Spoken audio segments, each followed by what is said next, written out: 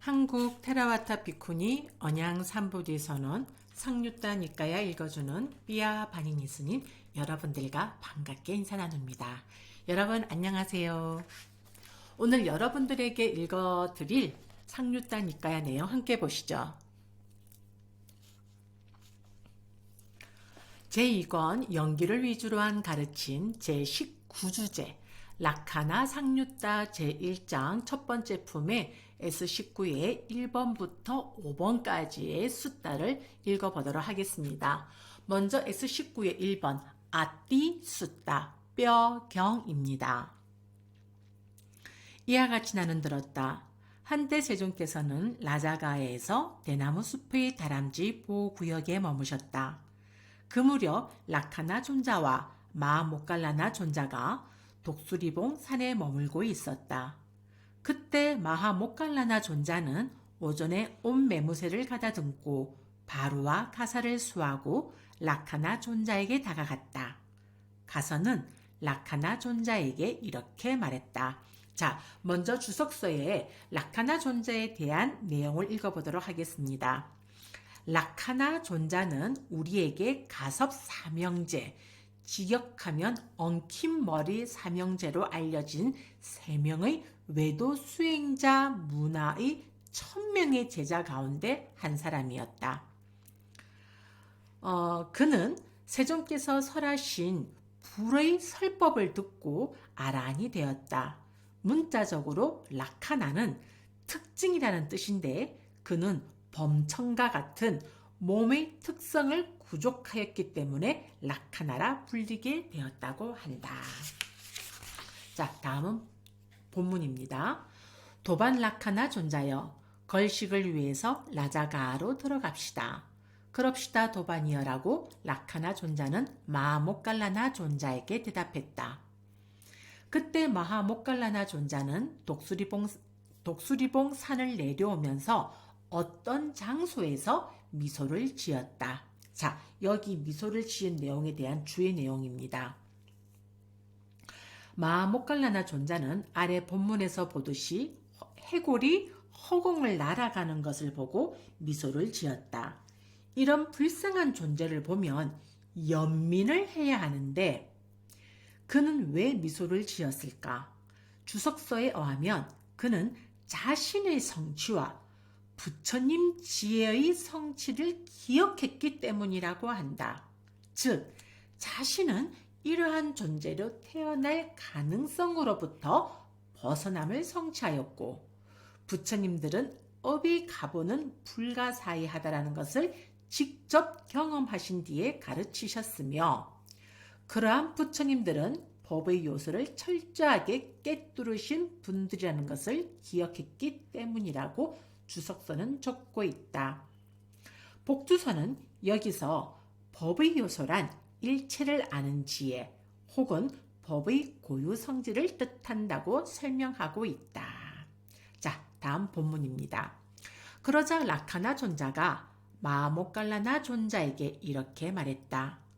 도반 모칼라나여, 무슨 원인가 무슨 조건 때문에 그대는 미소를 짓습니까? 도반 라카나여, 지금은 그 질문을 하기에 적당한 때가 아닙니다. 그 질문은 세존의 곁에서 제게 해주십시오. 그때 라카나 존자와 마하모칼라나 존자는 라자가에서 걸식하여 공양을 마치고 걸식에서 돌아와서 세종께 다가갔다. 가서는 세종께 절을 올리고 한곁에 앉았다. 한곁에 앉은 라카나 존자는 마하갈라나 존자에게 이렇게 말했다. 오늘 마하모칼라나 존자는 독수리봉 산을 내려오면서 어떤 장소에서 미소를 지었습니다. 도반 모칼라나여, 무슨 원인과 무슨 조건 때문에 그대는 미소를 지었습니까? 도반이여, 오늘 나는 독수리봉 산을 내려오면서 해골이 허공을 날아가는 것을 보았습니다.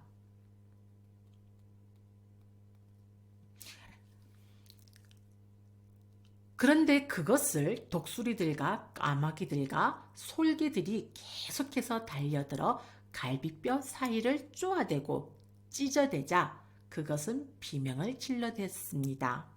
도반이여, 그러자 내게는 이런 생각이 들었습니다. 참으로 경이롭구나. 참으로 놀랐구나. 이런 모습을 한 중생이 있고 이런 모습을 한 약하가 있고 이런 모습의 몸을 받은 자가 있다니.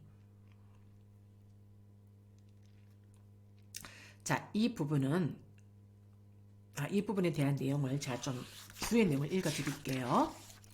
그러면 라카나 장로는 왜 보지 못하였는가? 그에게는 천안이 없었는가? 천안이 없는 것이 아니다. 다만 마모깔라나 장로는 전향을 하여 그것을 보았고 라카나 장로는 전향을 하지 않았기 때문에 보지 못했다. 번뇌단 아라하는 아무 이유 없이 미소를 짓지 않는다. 그래서 라카나 장로가 그에게 그 이유를 물은 것이다. 또 여기에 나타나는 독수리들과 까마귀들과 솔개들은 약하들, 즉 약하 독수리들, 약하 까마귀들, 약하 솔개들이라고 설명하고 있다. 왜냐하면 자연적인 독수리 등에게는 이런 존재가 그들의 시계에 들어오지 않기 때문이다. 중생들에 대한 모깔라나 존자의 연민을 반연하여 생겨난 법에 대한 절박함을 보여주고 있다라고 이렇게 얘기하고 있습니다. 자, 다시 본문입니다. 그러자 세존께서는 비구들을 불러서 말씀하셨다. 비구들이여, 안목을 갖춘 제자들이 있고 지혜를 갖춘 제자들이 있나니 나의 제자 가운데 이러한 모습을 알고 보고 목격하는 자가 있기 때문이다. 비구들이여, 나도 전에 그 중생을 보았지만 설명을 하지 않았다. 만일 내가 이것을 설명하였다면 남들이 나를 믿지 않았을 것이고 나를 믿지 않는 자들에게는 오랜 세월 손해가 되고 괴로움이 될 것이기 때문이었다. 비구들이여, 이 중생은 라자가에서 소도살업자였다. 그는 그 업이 갑오로 여러 해 동안, 여러 백년 동안, 여러 천년 동안, 여러 백천년 동안 지옥에서 고통을 받은 뒤에 그 업이 갑오가 남았기 때문에 이런 모습의 몸을 받는 것을 겪는 것이다. 자, 여기에서 주의 내용은 다음과 같습니다. 이거를 읽어드려야 될까요? 한번 읽어보겠습니다. 그 업이 갑오가 남았기 때문에 라는 것은 그가 여러 의도들을 쨌다를 통해서 모은 것으로 다음 생들에 계속해서 겪게 될 업이 있었기 때문에 라는 뜻이다. 왜냐하면 어떤 의도 때문에 그는 지옥에 재생 연결이 생겼는데 그 갑오가 다하자 다시 남은 업이나 업의 표상을 대상으로 삼아서 다시 악의 등의 재생 연결이 생겼기 때문이다. 그래서 그 재생 연결은 업에 대응해서 생기거나 대상을 대응해서 생기는 것이다. 그래서 그 업의 갑오가 남았기 때문에 라고 한 것이다. 이 중생은 지옥에서 벗어날 때 살점이 붙어 있지 않은 소의 해골 더미가 표상으로 나타났다고 한다. 그래서 그는 마치 숨어있던 업이 지자들에게 드러난 것과 같이 되어서 해골의 모습을 한 아기가 되었다고 한다. 이렇게 되어 있습니다. 자, 다음은 S19의 2번입니다. 맘사 빼시 숫다. 고기 조각경입니다. 이와 같이 나는 들었다. 한때 세종께서는 라자가에서 앞에 문장과 같이 있기 때문에 중략되어 있습니다. 그 무렵 라카나 존자와 마모깔라나 존자가 독수리봉 산에 머물고 있었다. 도반이여, 오늘 나는 독수리봉 산을 내려오면서 고깃덩이가 허공을 날아가는 것을 보았습니다. 비구들이여, 이 중생은 라자가에서 새 도살업자였다. 앞의 내용이랑 똑같이 되어 있는데 여기 대상이 이제 바뀌는 것이죠. 자, 다음은 죄송합니다. 제가 상륙다니까야 S19의 3번을 먼저 읽었습니다. 자, 3번, 지금 제가 읽은 내용은 3번이고요. 지금 제가 읽을 경, S19의 2번. 그러니까 남사 빼시 숫다 고기 조각경을 다시 읽겠습니다. 이와 같이 나는 들었다. 한때 세종께서는 라자가에서 그 무렵 라카나 존자와 마모깔라나 존자가 독수리봉산에 머물고 있었다. 도반이여, 오늘 나는 독수리봉산을 내려오면서 고기 조각이 허공을 날아가는 것을 보았습니다. 그러니까 S19의 2번에서는 고기 조각이 날아가는 걸 본 것이고, S19의 3번은 맘싸 삔다 숫다 고기 덩이가 날아가는 것을 보게 되는 것입니다. 요것이 좀 다른 내용입니다. 19의 2번 고기 조각경 챕터 5번입니다. 비구들이여, 이 중생은 라자가에서 소도살업자였다. 이제 그러면 X19의 3번에서는 아까 이제 고기 덩이가 보인 거죠. 이 중생은 라자가에서 새 도살업자였다. 이렇게 되어집니다. 다음은 X19의 4번입니다. 니자위 숫다 가죽이 벗겨진 자경. 이와 같이 나는 들었다. 한때 세종께서는 라자가에서 그 무렵 라카나 존자의 마모깔라나 존자가 독수리봉산에 머물고 있었다.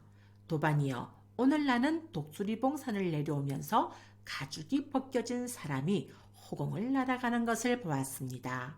비구들이여, 이 중생은 라자가에서 양도살업자였다. 자, 오늘의 마지막 숫다입니다. S19의 5번 아시로마 숫다입니다. 칼로 된 털경입니다. 이와 같이 나는 들었다. 한때 세종께서는 라자가에서 그 무렵 라카나 존자와 마모깔라나 존자가 독수리봉산에 머물고 있었다. 도반이여, 오늘날은 독수리봉산을 내려오면서 온몸에 칼로 된 털을 가진 사람이 허공을 날아가는 것을 보았습니다. 비구들이여, 이 중생은 라자가에서 돼지 도살업자였다. 네, 이렇게 해서 S19의 1번부터 5번까지 숫자를 읽어보았습니다. 이 숫자를 읽으면서 우리가 그 팔정도에서 바른 생계를 그러니까 바른 업종, 바른 생계를 왜 가져야 하는가에 대한 그 숫자의 가르침이 될 수도 있다고 생각이 되어집니다. 네, 이렇게 해서 오늘의 상륙다니까야 읽어주는 삐아 바니니 스님 방송을 마치도록 하겠습니다. 사두 사두 사두